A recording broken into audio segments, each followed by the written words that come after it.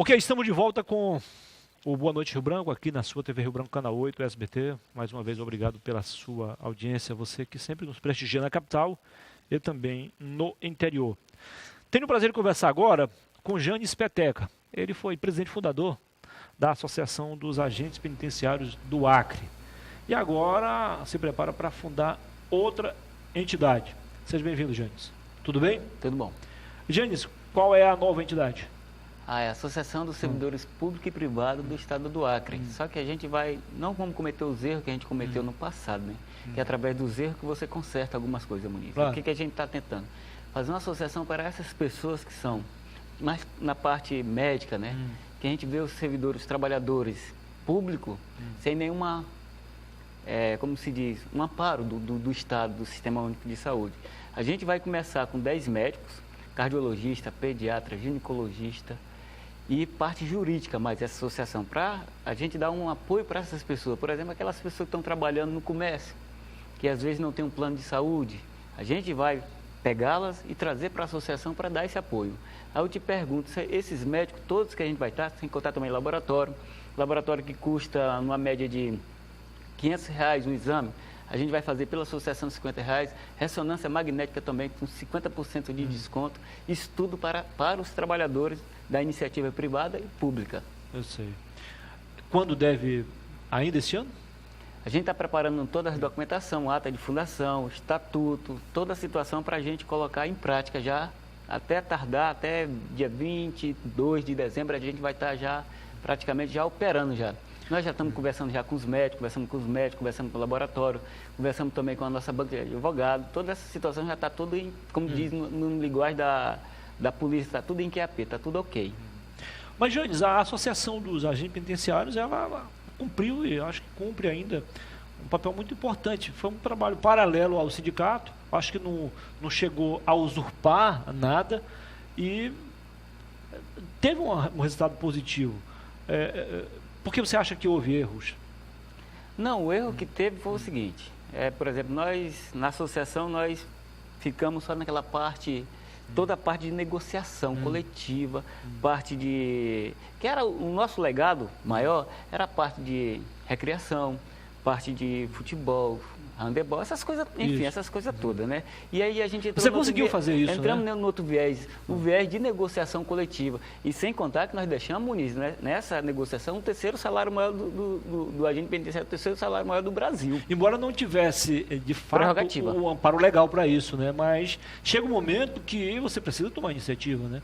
O sindicato foi, digamos assim, em certo ponto, ficou na inércia, é isso? Ele ficou, claro. Logo no começo, o sindicato teve um papel primordial para a classe dos agentes penitenciários. E aí o que foi que aconteceu? Ganhamos algumas coisas no começo, 2009, e aí ficou parado esse tempo todo, ficou parado praticamente 5 anos, sem fazer nada, né? O Adriano, ele acabou sendo sufocado e acabou desnorteando um pouco o próprio trabalho? É porque assim, o que acaba com o sindicalista hoje no Brasil é não ter alternância de poder. O que ocorre? Hoje o cara é sindicalista, e aí ele quer ficar a vida inteira dentro do sindicato. Olha que vergonha, isso não existe. A gente tem que dar oportunidade para as outras pessoas. Quando eu fiz a associação, fundei a associação, eu não quis reeleição. Sabe por quê? Porque eu acho que tem que dar o bastão para o outro guerreiro, para ele andar, caminhar e fazer outras coisas, porque todo mundo tem a capacidade, Muniz. E aí na hora que você pega e se perpetua no poder, ou para presidente, para deputado, para vereador, isso é ruim para a democracia e ruim para a democracia dos trabalhadores. Acaba se acomodando também, né? Achando que é o dono da situação, e não tem dono, né? O que falta nas pessoas hoje, no sindicalista, no parlamento, o que eu vejo, Muniz, é a falta de humildade nas pessoas. As pessoas têm que ter humildade. A gente tem que chegar ao ponto que você pode chegar e parar. Tem que parar por aqui porque eu tenho que dar oportunidade para outras pessoas. E o que eu aprendi na minha formação sindical, no decorrer desse tempo lá em São Paulo, foi que a gente tem que dar oportunidade para as outras pessoas. Eu acho que a alternância de poder no sindicato é importante, é primordial. E hoje eu me considero um camarada que eu peguei essas diretrizes do sindicato e botei em prática, sabe?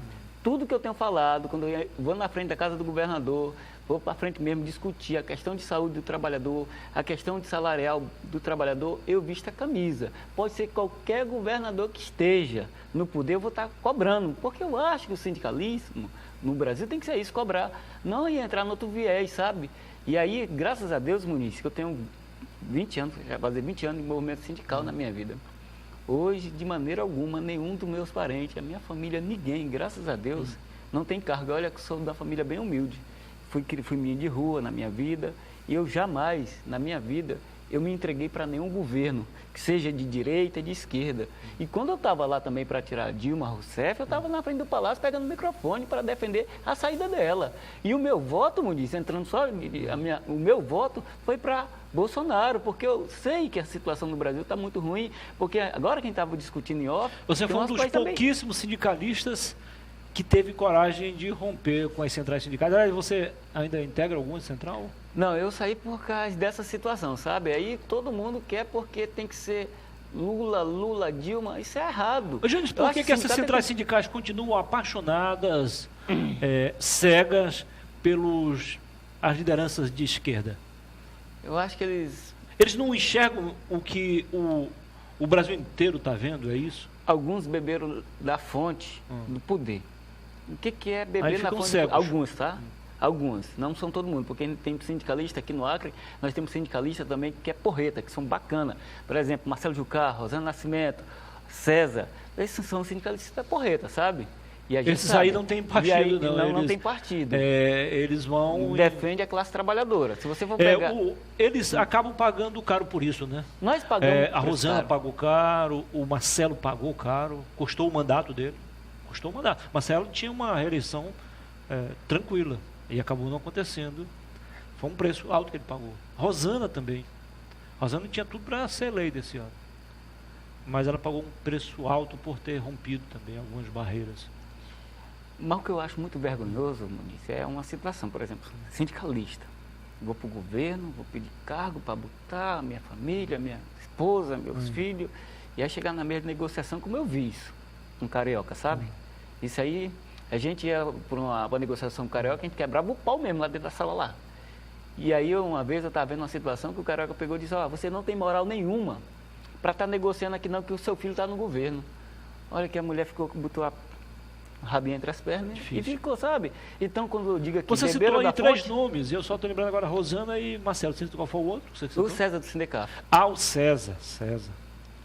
E aí, quando eu digo que os sindicalistas beberam na fonte do governo federal, estadual, municipal, é porque eles se venderam ao longo do tempo. E agora a mamata acabou.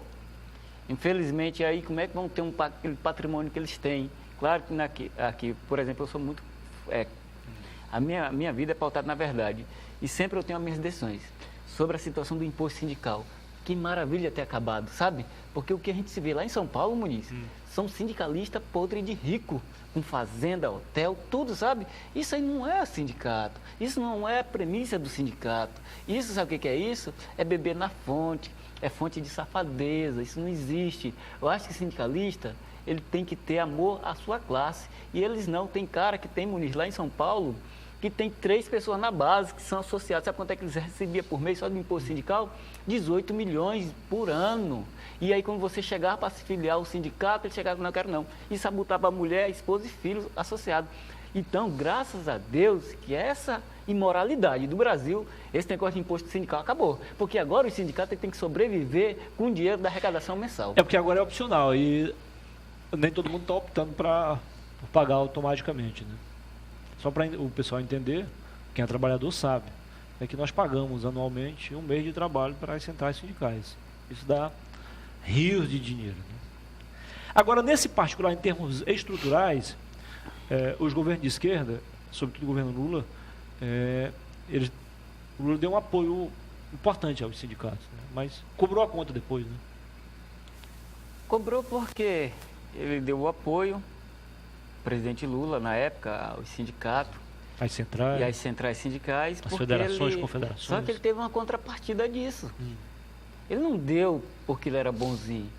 Porque esse valor do sindicato que era arrecadado anualmente, os caras faziam várias festa em cima desse imposto sindical. E eventos políticos, financiava campanha de deputados, que a gente sabe disso, financiaram campanha que de deputados. Que acabavam fortalecendo as candidaturas majoritárias, né? Fortalecia o Partido dos Trabalhadores, o partido de esquerda. Hoje a gente vê a mudança total, Muniz, no Congresso Nacional. Outro detalhe, Janes, os juízes, em determinados estados, proibiram o que eles chamavam de comício anti-Bolsonaro nas universidades. Os ministros do STF, cuja maioria não sabe a realidade lá fora, foram lá e detonaram, ou seja, reformaram a decisão.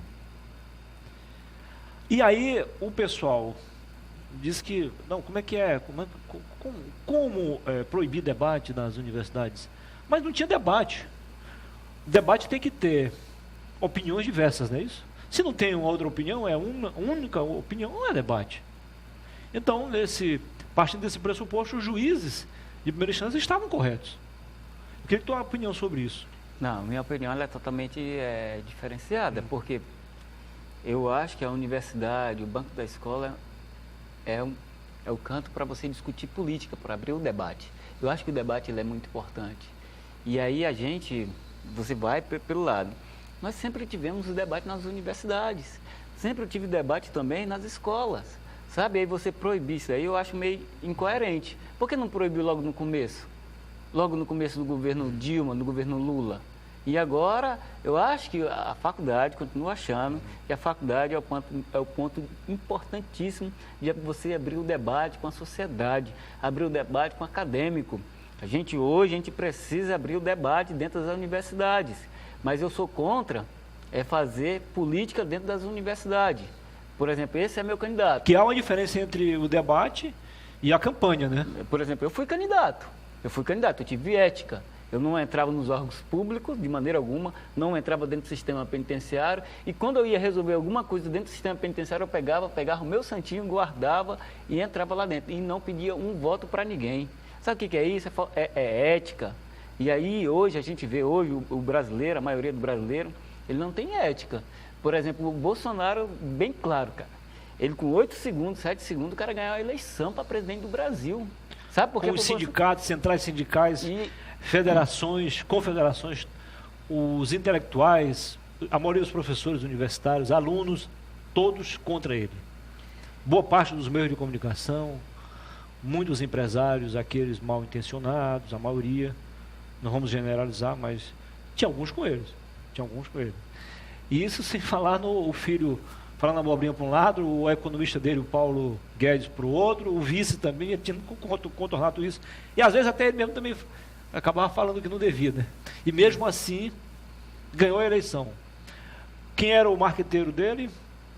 Ele e um celular. Foi um exemplo. Foi uma eleição meio bem diferente das que a gente se acostumou a ver, né? Mas tu sabe com quem ele incorporou? Sim. Essa situação toda? Nós era para ter um presidente do Brasil. Nós era para ter Enéas presidente do Brasil. Se Enéas naquela época, nós tivéssemos toda essa parada, essa mídia alternativa, que hoje ele trocou. Hoje as pessoas não acreditam muito mais na mídia tradicional. Hoje a gente vê, hoje você pode ser um repórter de qualquer canto. Você pega um celular, você grava o seu vídeo e coloca na rede. Hoje está muito importante a mídia alternativa, sabe? O WhatsApp, Facebook, YouTube, toda essa situação, ela traz benécia para a sociedade. E a gente vê o Bolsonaro com um telefone simples, pequeno, e aí fazendo as suas exceções na televisão, pouquíssima, mas não tinha oportunidade. Mas se você colocasse, olhasse na internet, o tanto de visualização que ele tinha. Então foi uma alternativa para o Acre. Então, Enéas tivesse essa oportunidade na época, ele tinha naquele tempo lá 3 segundos só. Meu nome é Enéas, acabou. E ele admira muito, o Bolsonaro admira muito o Enéas, sabe? Porque ele tinha um projeto de trabalho para o Brasil. E era igual o Bolsonaro. Agora, não sei se o governo Bolsonaro vai ser bom. Ontem eu estava assistindo um programa do Ratinho, e ontem ele deu uma cacetada no jornalista, dizendo, rapaz, pare com isso, meus amigos. Vocês estão... O homem nem assumiu ainda. Vocês estão criticando. Eu só vou criticar o Bolsonaro depois que eu ver a situação do Brasil. Eu não posso, de maneira alguma, a gente tem que dar oportunidade. E aí a democracia não está sendo respeitada, não. 24 horas após a eleição, menos disso, tinha um manifesto contra ele, eu não sei, sem sentido aquilo em São Paulo. Isso é coisa de gente, eu vou dizer uma coisa para ti. Pessoas que não têm o que fazer, porque não respeita a democracia. Porque eu vou dizer uma coisa para você, se o Haddad tivesse ganhado a eleição, a democracia, as pessoas iam aceitar. Então você tem que respeitar. Se nós estamos num país democrático, a gente tem que respeitar a decisão das pessoas. Então eles têm um conceito de democracia totalmente diferente dos conceitos tradicionais, né? Só pode. Isso não é democracia. Isso é algo parecido com o que eles jogavam no Bolsonaro, né? O Bolsonaro era isso, era aquilo. Só para dizer que o Bolsonaro era eletricista. Tudo que tinha cisto tinha no meio. Mas uma coisa eu acredito, que esse país ele vai ter que mudar. E eu acho que pior do que isso não vai ficar. De maneira alguma. Aliás, muitas pessoas falavam fascista. Acho que quem falava fascista não teve o trabalho sequer de ir no Google e ver a definição do que é fascismo. Você pode até não gostar do Bolsonaro. Você pode até dizer que ele é duro, que ele é mal educado. A dizer que ele é fascista? Não, aí é forçar a barra. É querer subestimar a inteligência dos outros. Homofóbico. Sabe essas coisas? Não entendo, isso é brincadeira. Outra coisa, o FHC disse que ele representa muito mal o Brasil. O Brasil ficou muito mal na foto ao eleger Bolsonaro. Como é que vocês encaram isso? Rapaz, o FHC ele vendeu tudo que a gente tinha. Ele não tem moral nenhuma a estar falando. Ele teve a oportunidade dele de 8 anos no poder e vendeu tudo que a gente tinha para o exterior. Privatizou várias empresas. Hoje, se você tem uma noção, muitos trabalhadores morreram na época de FHC porque eles tinham uma estabilidade no trabalho. O que ocorreu, Muniz? Os caras pegaram e privatizaram a empresa, sabe? E privatizou e muitas pessoas se mataram com 25 anos de serviço. E aí nós ficamos aí ver que o FHC ele tem uma situação dessa. Para mim ele foi mais ou menos um presidente, porque a única coisa que ele criou na época do Itamar Franco, quando era ministro da Fazenda, ele criou o Plano Real que existe até hoje. Combateu a inflação. E aí teve um trabalho. Mas hoje, FHC, Lula, Dilma, Marina, passou esse tempo. Agora acho que a Marina foi a grande desmoralizada dessa eleição. Viu? Ela saiu desgastada. Ficou em 8º lugar no geral, não conseguiu vencer o Cabo Daciolo. Ficou em 5º lugar no estado dela, é lamentável. Não elegeu ninguém aqui. Difícil. Muito difícil, ela tem que repensar se quiser continuar essa caminhada rumo à presidência. Muito difícil. É só deixar, a velha política, ela ainda existe dentro do nosso estado do Acre. A velha política, ela está, Muniz, no parlamento, na Assembleia ainda existe. Porque votaram, as pessoas ainda votaram, que muita gente comprou voto. Eu não tenho prova, mas muita gente compraram voto. Isso se chama velha política. A compra de voto ainda se fez presente. Mas na velha política existiu para deputado federal. Teve essa velha política. Mas para presidente não teve a velha política, sabe? Então isso está começando de cima para baixo. Na verdade, eu nunca vi uma campanha como esta para a presidência. A campanha do Bolsonaro. A campanha feita pelo povo, pelos eleitores. Cada um era um marqueteiro dele. Algo impressionante. Nunca tinha visto isso. Não lembro de ter visto. Agora tem... pessoal, os sindicalistas satanizam o Temer, e tem os motivos, com essa tal de reforma dele, que é uma reforma para acabar de vez com os trabalhadores, embora eles tenham alguns argumentos, que é para salvar a Previdência e tal, que não cola também, não é bem por aí. Agora o pessoal esquece também, os mesmos que criticam, que satanizam o Temer, esquecem que o Lula discretamente fez uma reforminha também, nos levou 5 anos, lembra? A Dilma também ferrou os pensionistas, porque antes era 100%, agora não é mais, no máximo 70%. Não significa dizer que já estão assegurados os 70%. Vai ter que lutar, não é isso. Isso tudo passou assim, em branco. Ninguém fala sobre isso. Mas ferraram também a gente. As duas reforminhas deles, Lula e Dilma. Agora uma proposta diferente, essa defendida pelo Bolsonaro. Esperamos que seja mais coerente, que não veja apenas um lado. Temos que ver o lado também do trabalhador, que esse sim é o que contribui, que é o que sustenta a Previdência, né? Claro, eu acho que a gente tem que cortar nesse país a própria carne. Por exemplo, na hora que você pega Temer, pega Lula, pega os governadores, que é uma vergonha nesse país, eu passar a vida inteira trabalhando num local insalubre, abrindo cela, tirando preso, levando para o parlatório, levando para médico, me aposentar com 65 anos. E aí eu vou estar se tremendo para abrir um cadeado, Muniz. E aí a gente vê, nós vemos nesse país, nesse estado, país afora, aposentadoria para governador. O cara tem um mandato de 4 anos e se aposenta. Isso é vergonhoso, sabe? Então tem que cortar na carne. Na hora que o Bolsonaro pegou esse nem fundo isso partidário... Nem isso, se o cara assumir no lugar de quem for sair para ser candidato, ele já se aposenta também 9 meses. 9, 10 meses. Se aposenta também, quer dizer, mais grave ainda. Então isso é muito grave, sabe? E aí, por exemplo, vamos tirar essa aposentadoria para governador.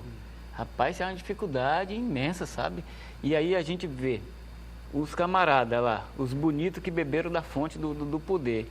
Eles são a favor, que tiram os benefícios dos trabalhadores. Eu sou contra, sabe?